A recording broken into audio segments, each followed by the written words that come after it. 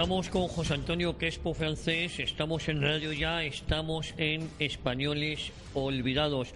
José Antonio, bienvenido como siempre. Muy buenos días, don Javier. Bueno, después de hablarnos de las exploraciones en la costa noroeste, nos comentas que regresas hoy a California para hablarnos de un soldado y explorador catalán y por lo tanto español de pura cepa. ¿No es así, José Antonio?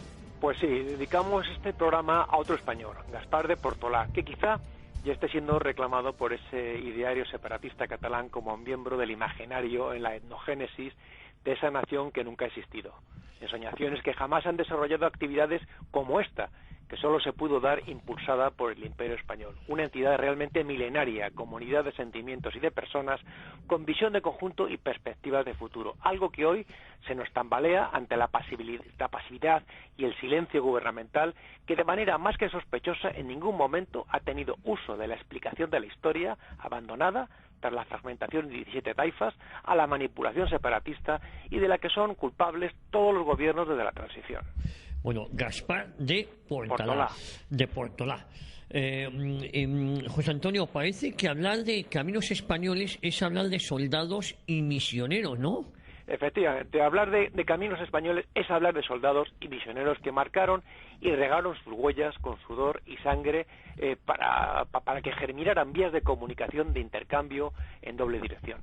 Hay caminos españoles en Europa y también los hay en América y hasta en las Filipinas y en la minúscula Guam, la española Guaján de las Islas Marianas. Y de eso tratamos en este espacio.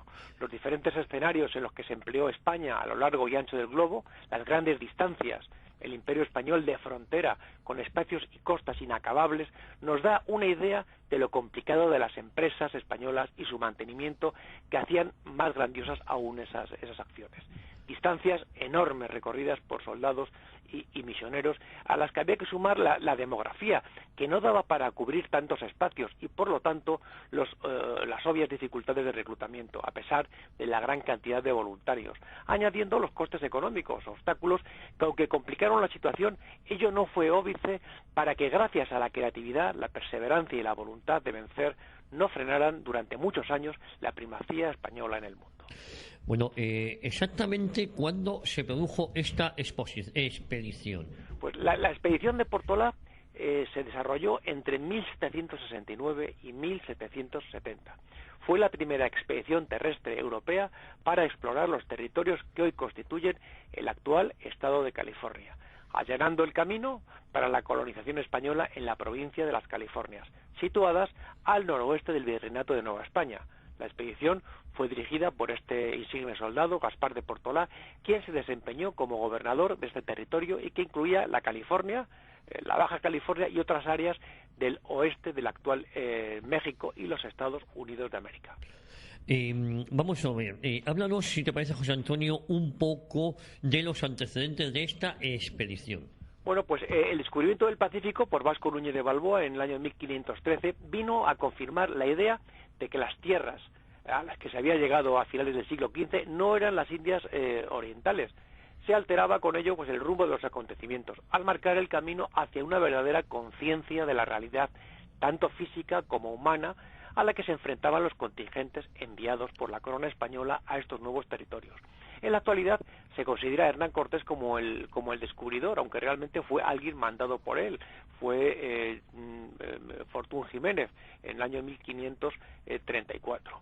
El primer europeo que puso el pie dentro de lo que es el atollo de Baja California sería Francisco de Ulloa, quien recorrió, también enviado por Cortés, quien recorrió ambos litorales de la península californiana entre 1539 y 1540 y toda la costa mexicana de Sonora.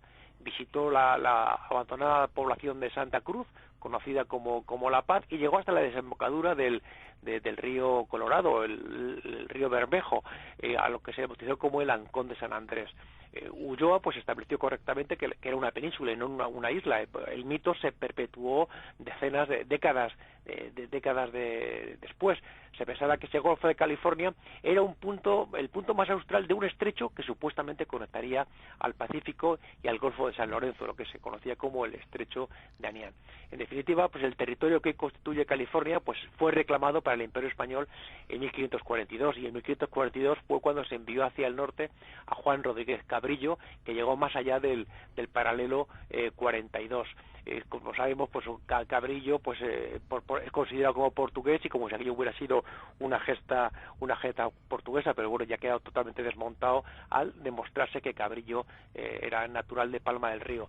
Por allí también apareció Francis Drake al tener conocimiento de esta expansión española, y llegó pues a la zona de actualmente conocida como Point Reyes en 1579.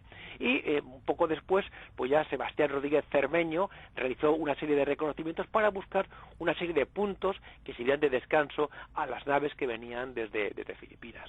Cermeño sería seguido en 1602 por Sebastián Vizcaíno, y se iría ya conociendo lugares como San Diego, Santa Bárbara, Monterrey. En definitiva, ya se iba conociendo el terreno. Ya a finales del siglo XVII, en 1683, Isidoro de Atondo y Antillón reafirmó el dominio español en California, y formaría el puerto de Santa Cruz, lo que es Nuestra Señora de la Paz. El periodo de asentamiento y poblamiento de las Californias se inicia precisamente durante el siglo XVII y concluye con la independencia de México. Al inicio de la evangelización fue la tarea exclusiva de la Compañía de Jesús, concentrada exclusivamente en la Baja California, resultando la primera misión exitosa, la misión de Loreto Conchó, fundada en 1697. José Antonio, ¿cuáles fueron los cambios que se produjeron en el siglo XVIII y qué trajeron esta expedición y otras similares, que también yo creo que es importante? Sí, la segunda mitad del siglo XVIII trajo cambios en la política por varias razones. Primero, por las incursiones de potencias extranjeras, especialmente de Rusia, y en menor medida británicos, cuando surge la fiebre del comercio de las pieles de nutria. Al mismo tiempo, la administración de la zona se revitalizó debido a las reformas borbónicas, llevadas a cabo por José de Gálvez, que fue primero visitador al Virreinato de Nueva España y más tarde ministro de Indias, e impulsor de las exploraciones en la costa noroeste, así como de fortalecer la línea defensiva de los presidios de la frontera del norte. Como consecuencia de la visita general realizada por el malagueño José de Gálvez y Gallardo a la Nueva España, y en concreto a la frontera del norte, se produjo la expansión fronteriza que impulsó en el noroeste del virreinato. En poco más de 3 años, entre 1768 y 71, Gálvez fundó el puerto de San Blas, en Nayarit, visitó el sur de la península de Baja California, organizó las expediciones marítimas y terrestres que ocuparon los puertos de Santiago y Monterrey, y recorrió amplias áreas de Sonora hasta que una enfermedad le obligó a retornar a México. Fíjate, hay una cosa, yo me gustaría ver tu opinión. En el siglo XVIII, la verdad es que me gustaría saber si seguía vivo ese proyecto evangelizador, José Antonio. Sí, ese fue el motor, claro que sí, ese fue el motor fundamental de la expansión, aunque hay historiadores o escritores que mencionan que eso era una disculpa para ejercer el dominio.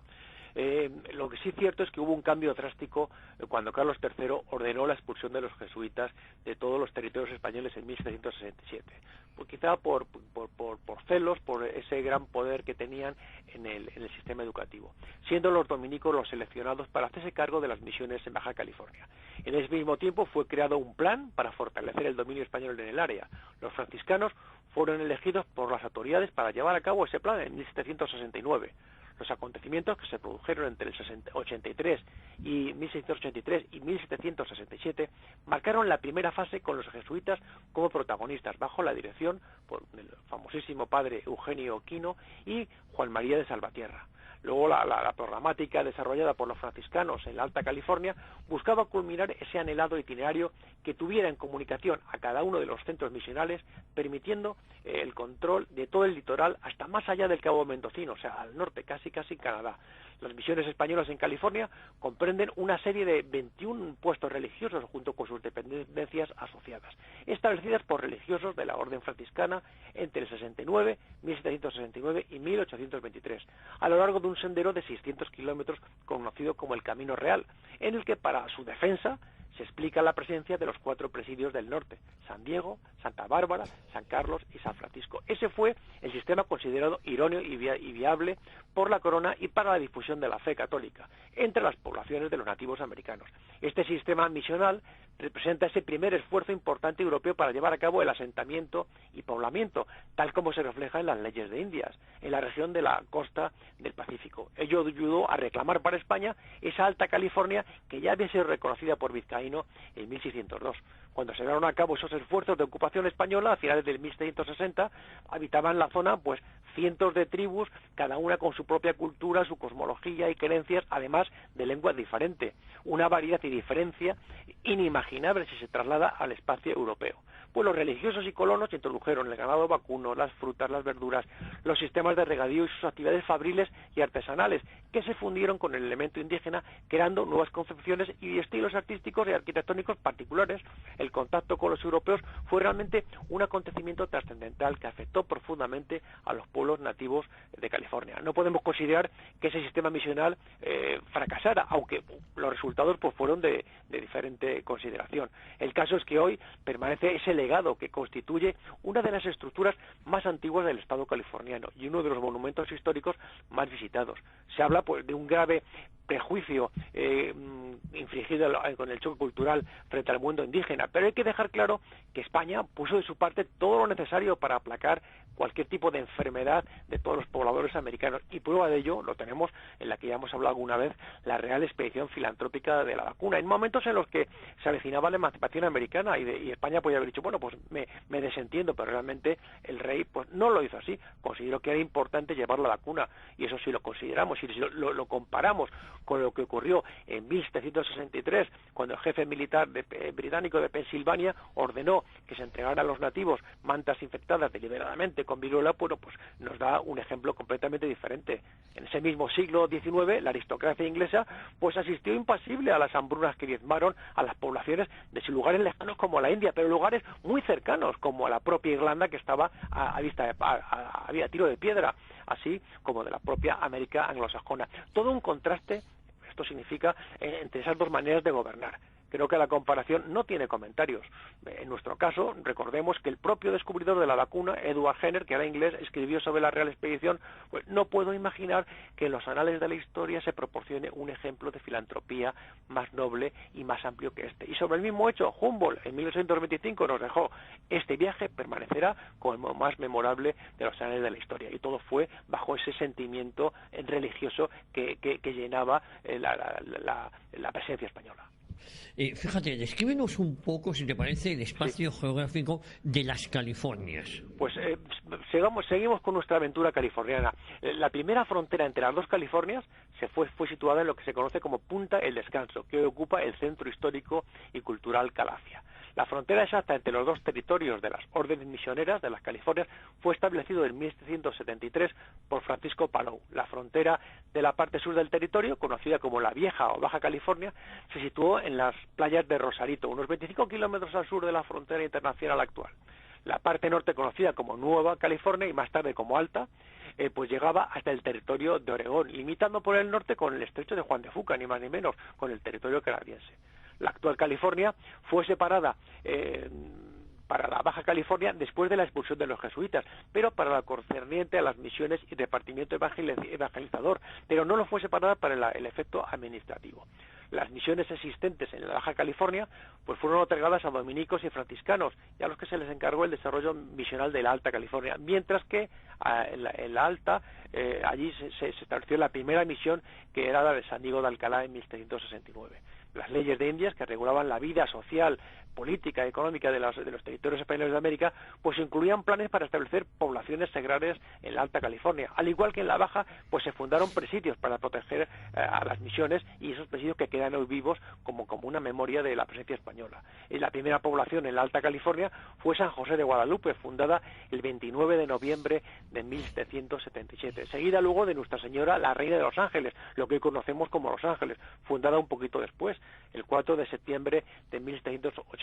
Luego ya vendría, ya a principios del 19, cuando se separarían administrativamente esas dos Californias. Así que desde las primeras exploraciones cortesianas, Sebastián Vizcaíno, Alarcón, Ulloa, Cabrillo, pues lo cierto es que se perdió un tiempo precioso en el que establecer pequeños destacamentos costeros, semillas de futuras poblaciones que pudieran haber servido de apoyo a los galeones de tornaviaje. El problema que tenía España pues era el problema demográfico. España siempre padeció de ese agotamiento demográfico que se vio aumentado con la expansión americana. Ello, sumado a la imposibilidad de cubrir esos inmensos espacios y a los enfrentamientos militares en Europa, pues hizo que otras potencias se interesasen por aquella inmensidad territorial. Y es precisamente lo que ocurrió con la presión del comercio peletero en plena expansión en el siglo XVIII, lo que empujó a Rusia y a Inglaterra hacia esa costa noroeste del Pacífico de Norteamérica. Fíjate, ¿cuándo surge la idea de la expedición de Portola? Pues las iniciales y pequeños asentamientos logrados por España fueron consecuencia de la creación de esas varias misiones en la península de Baja California por los misioneros jesuitas. La decisión de enviar la expedición de Portola pues surge a finales de la década de 1760, cuando tanto el rey de España como otras potencias comenzaron a darse cuenta de la importancia que la costa noroeste de América del Norte, bañada por el Océano Pacífico, tendría para el futuro comercio marítimo y las actividades de futuro. Los rusos ya habían estado avanzando hacia el sur desde sus asentamientos en Alaska, hemos hablado cuando hablamos de las expediciones españolas a la costa noroeste, y los británicos habían estado presionando hacia el oeste de Canadá y se acercaban peligrosamente a la costa del Pacífico. Con el fin de garantizar los derechos de España en California, pues el rey quería que se procediera de inmediato a explorar y colonizar la costa para poder crear una zona que diera una cobertura de seguridad a los territorios de España ante cualquier peligro de invasión. En Madrid pues se tenía noticia de que los rusos estaban reconociendo las costas norteamericanas del Pacífico y fundando ya pequeños asentamientos dentro de lo que consideraba España como las fronteras propias, aún inexploradas del Imperio Español. A su llegada a Nueva España, pues el visitador Gálvez lo primero que hizo fue ordenar que saliesen dos expediciones, una por mar y otra por tierra, a descubrir y pacificar esas tierras de la Alta o Nueva California, con la instrucción de juntarse ambas en el puerto de San Diego. Con la primera, llegó a San Diego el 11 de abril de 1769 y navegó con ella Fray Juan Crespí, y con la segunda, dirigida por Portola, pues caminó casi 46 días Fray Junípero Serra. Fíjate, ¿y qué nos puedes decir también de los orígenes, José Antonio, de Gaspar de Portola? Pues, hecho este sencillo preámbulo, pues, podemos decir que Gaspar de Portola y Rovira fue un hidalgo que nació en la población de Os de Balaguer, en la españolísima provincia de Lérida, en 1716, muriendo a los 70 años en 1786 en la capital de esa provincia. Este soldado, explorador y administrador territorial en las provincias españolas de América, era hidalgo de nacimiento, llegando a ser gobernador de las Californias, lo que hoy se conoce como Alta y Baja California, entre los años 1767 hasta 1770. Además de explorador y fundador de San Diego y Monterrey, también en California. Sin olvidar que sirvió como soldado en Europa, en Italia y Portugal, antes de ser nombrado gobernador. Fue capitán de dragones del Regimiento España. De hecho, la primera vez que viajó a California, en su nuevo cargo como gobernador, pues traía consigo a 25 dragones y a 25 soldados de infantería con el fin de ayudarle en la misión que se le había encomendado. Los dragones eran soldados, por recordarlo, que desde mediados del siglo XVI hasta principios del XIX combatían como caballería generalmente al ataque, pero como infantería cuando lo hacían a la defensiva. En 1767, el virrey de Nueva España, Carlos Francisco de Croix, siguiendo el mandato de Carlos III, ordenó el arresto, como sabemos, y la deportación de todos los jesuitas. Gaspar de Portola fue el que cumplió esas órdenes, recién nombrado como gobernador, y fue el responsable de la expulsión de los misioneros de la península de California, donde se habían establecido ya 14 misiones en 72 años de vida de estas misiones. Dichas misiones pues fueron entregadas a franciscanos y más tarde a dominicos. Oye, ¿y quién y cómo consecuencia de qué se ordenó esta expedición, José Antonio? Tras la puesta de manifiesto de los deseos del rey de España en lo que se refiere a la exploración de la Alta California, pues el visitador general, don José de Gálvez, un viajero incansable, procedió a ordenar que se organizara la expedición exploratoria, colocando como gobernador y al mando de la misma a Portola. El plan requería un doble movimiento marítimo y terrestre por la costa del Pacífico. La misión de las naves sería la de llevar a cabo el abastecimiento y suministro de provisiones al contingente terrestre y para establecer labores de comunicación en ambas direcciones. Portola decidió integrarse, como es lógico, en el recorrido terrestre. Oye, y fíjate, José Antonio, ¿cuáles serían o cuáles fueron las órdenes para la expedición?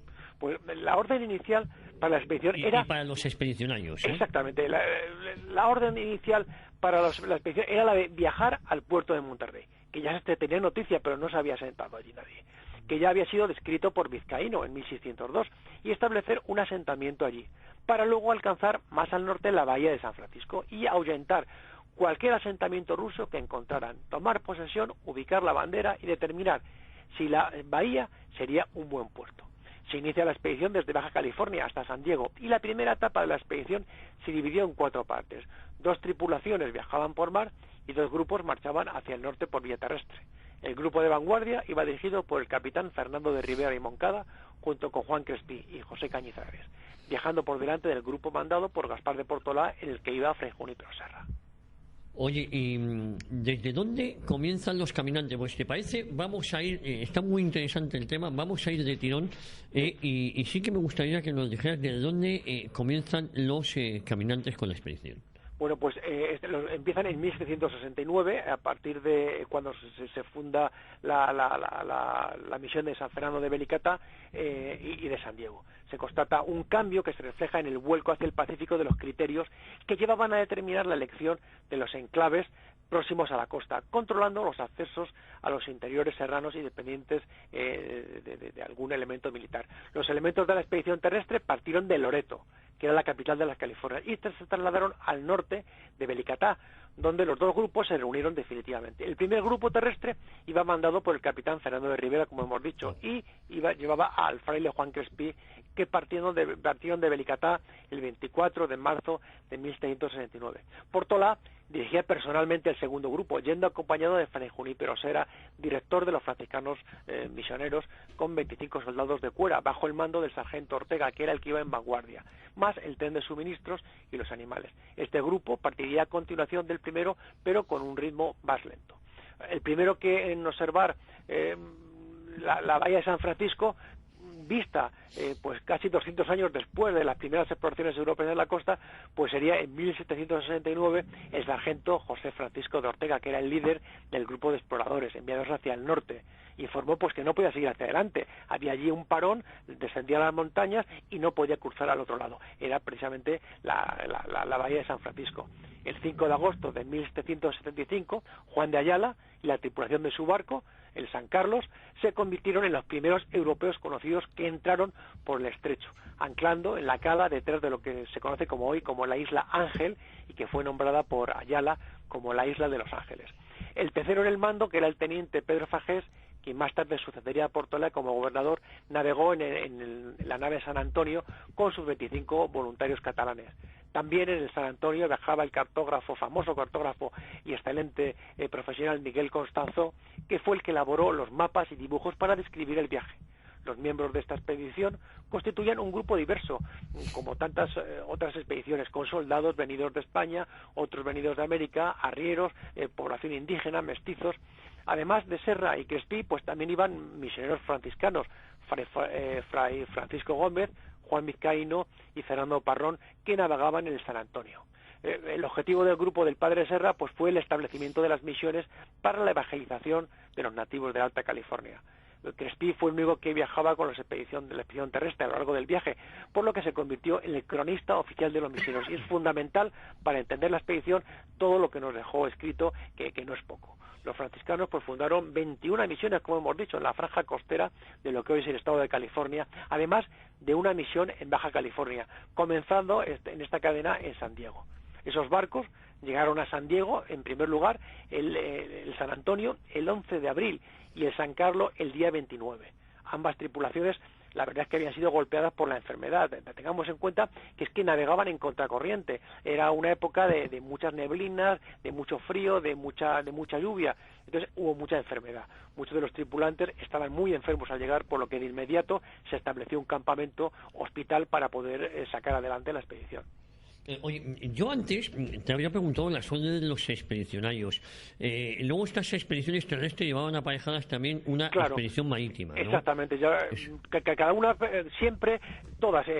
Cuando se hizo la famosa expedición de Coronado, la expedición de Juan de Oñate, siempre todas llevaban siempre aparejada un avance marítimo. Las naves más importantes fueron las naves San Carlos y la San Antonio, que iba mandada por Vicente Vila y que nos dejó un precioso itinerario de navegación. Pues iba también en esas naves el famoso Juan Pérez, que luego fue explorador en la costa noroeste, llegando hasta Canadá.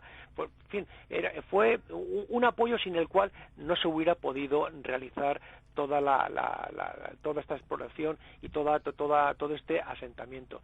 Pues, cuando ya en San Diego, pues el capitán mallorquín, Juan Pérez, que era tocayo queridísimo de Fray Junípero Serra, pues tuvo que esperar, él llegó primero, tuvo que esperar el siguiente barco, el San Carlos, y después de la llegada de las partidas terrestres mandadas por Gaspar de Portolá, pues que venía acompañando a Fray Junípero Serra, todos los grupos se reunieron en San Diego, y la verdad es que la situación fue muy precaria y se hacía insostenible por la falta de alimentos, dado lo que acabamos de comentar, esa gran cantidad de enfermos que se produjeron, y hubo graves problemas. Es más, estuvieron a punto de retroceder. Por esa razón, pues Gaspar de Portolá mandaría hacia atrás a Juan Pérez de regreso a San Blas en búsqueda de más hombres que estuvieran bien de salud y de bastimentos de refresco. Un viaje que realizó con éxito el 9 de junio y el 30 de julio del 68. Con la ayuda tan solo de 8 hombres pudo regresar en búsqueda de ayuda. Fíjate, también nos has dicho desde dónde comienzan los caminantes, pero sí que me sería importante que nos dijeras cuál fue el resultado de la expedición marítima y su contacto con el grupo terrestre. Pues desgraciadamente, como estamos comentando, pues hubo muchas bajas. La enfermedad se cebó con las tripulaciones y quedaron bajo mínimos. La columna del capitán Rivera llegó un mes después de las naves en buen estado de salud, iban por tierra, y se trasladó al campamento un poco más hacia el interior, hacia la ubicación que más tarde se convirtió en el presidio de San Diego. Cuando Portolá llegó a San Diego el 1 de julio, decidió que aunque muchos hombres habían perecido, la marcha debía continuar hacia Monterrey tan pronto como fuera posible.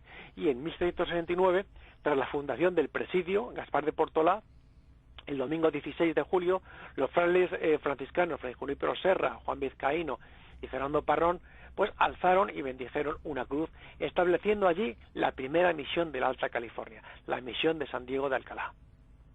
Oye, y entonces Portolá alcanza la bahía de San Francisco. Sí, de esta forma se inicia el viaje desde San Diego a la bahía de San Francisco. Portolá se mostró ansioso por seguir hacia Monterrey y junto con el padre Juan Crespí y una partida de 63 hombres saldrían por tierra el 14 de julio, llegando a Los Ángeles el 2 de agosto, a Santa Bárbara el día 19 y a la zona de San Simeón el 13 de septiembre para alcanzar la zona de San Francisco el día 31 de octubre. Primero, y tras 2 semanas de recuperación y descanso en San Diego, pues Portolá reanudó la marcha hacia el norte con un grupo consolidado de 64 soldados, frailes y ya hemos mencionado antes, el sargento José Francisco Ortega, conductor de los exploradores. El navío San José siguió por mar, llevando suministros adicionales para la larga marcha, y Serra se quedó en San Diego, encargado de la atención de los enfermos, la mayoría dolientes de escorbuto, y estableciendo la misión de San Diego de Alcalá, apenas 2 días después de la partida de la expedición. Mientras, Portolá se trasladó al norte, muchos perecieron, y cuando regresó, varios meses más tarde, solo 20 personas permanecían en el campamento de San Diego, el resto habían perecido. El grupo pasó por la bahía de Monterrey el 1 de octubre, pero no lo reconoció como su destino, ya que no parecía tan grande como se reflejaba en las descripciones de Vizcaíno. Continuaron hacia el norte, a lo largo de la costa, con la esperanza pues de encontrar un gran puerto. Portolá pues alcanzó los cabos de las proximidades del actual Moss Beach, donde podían verse las Islas Farallón al oeste y Punta Reyes a través del mar abierto, donde llegó Drake hacia el noroeste, y pensaron que el golfo comprendido en 3 o 2 puntos era la bahía llamada por los exploradores anteriormente Puerto de San Francisco, pero que aún no habían visto la entrada del puerto conocida como Golden Gate. Portolá pues envió exploradores el 31 de octubre, mandados por el sargento Ortega para examinar el camino a seguir, y quedaron bloqueados en dirección norte, no podían pasar de allí. Los exploradores de Ortega pues regresaron hacia el sur por la costa de la bahía, rodeándola por el sur, pero no llegaron hasta la actual Hayward. hasta antes de regresar, dado que solo contaban con 3 días para el plazo antes de volver. Y justamente en ese punto, en ese observatorio, es donde hoy existe un punto, un landmark, donde se marca la llegada de la expedición y el avistamiento de la bahía de San Francisco por Portolà y su expedición. Cuando los exploradores regresaron y describieron lo que habían visto, pues Portolà llevó toda la partida de exploración hacia unas colinas dominantes de ese punto donde se paró ya a mirar, que donde se ve toda la bahía y hoy es reconocido como un punto histórico, un landmark. Al ver que el itinerario hacia el norte pues estaba bloqueado por la inmensidad de la bahía, pues la expedición dio la vuelta y regresó a San Diego en enero de 1770. Fue un viaje de unos 1.900 kilómetros, nada menos, convirtiéndose en los primeros europeos en observar en toda su grandeza la inmensidad de esa bahía tan hermosa como es la bahía de San Francisco, así como todos los accidentes topográficos que la rodean. Regresaron a San Diego sin haber encontrado la bahía de Monterrey. Sin duda alguna pues pasaron a un lado de ella, pero las condiciones meteorológicas le impidieron verla. Tenemos que saber que en esa época del año se producen unas grandes neblinas, con lo cual es fácil pasar de largo. El viaje pues duró nada más y nada menos que 6 meses. Fíjate, ¿vendría luego, José Antonio, alguna expedición posterior? Sí, luego vendría ya la expedición fundamental, que sería la de buscar la bahía de Monterrey para establecer la misión que le había sido encomendada. La jornada se realizó entre el 20 de diciembre de 1769 y el 23 de marzo de 1770. Llegados a este punto podemos hablar de lo que podemos llamar la segunda expedición, desde San Diego a Monterrey. La primera expedición exploratoria fue seguida al año siguiente por este segundo viaje, para llegar a ese puerto que había descrito Vizcaíno con la idea de hacer ese asentamiento permanente. Pedro Fagés, Miguel Costanzo como ingeniero militar y cartógrafo, y el cirujano Pedro Prat y el padre Crespi como capitán de la expedición se unieron a este grupo de Portolà. Parten de San Diego el 16 de abril de 1770 y la expedición por tierra saldría al día siguiente con 12 voluntarios catalanes, 7 soldados y 5 indios nativos del sur de Baja California. Regresaron a la cruz de madera ubicada el año anterior a la izquierda, esta vez quizá porque era un día claro, percibieron que se trataba realmente del sitio descrito por Vizcaíno. Habían pasado justamente por allí y no se habían dado cuenta que habían pasado al lado de la bahía. El viaje de la nave San Antonio sería la segunda navegación de Juan Pérez, que con su llegada a San Diego fue fundamental para la consolidación de la presencia española en lo que hoy se conoce como la Alta California, desde San Diego a San Francisco, pues los expedicionarios estaban a punto de iniciar el regreso a Nueva España, estaba a punto de abortarse la misión. La llegada del paquebote San Antonio fue aprovechada por el gobernador Portolà para explorar la costa norte de California y encontrar el puerto de Monterrey, que se convertiría pocos años después en la capital de California, desde 1777 hasta 1849, y en la sede de la misión franciscana de San Carlos, y además del presidio que se estableció allí. En el paquebote se embarcaron Fray Junípero y el ingeniero Constanzó, quienes dieron buena cuenta al virrey Marqués de Croix de la expedición.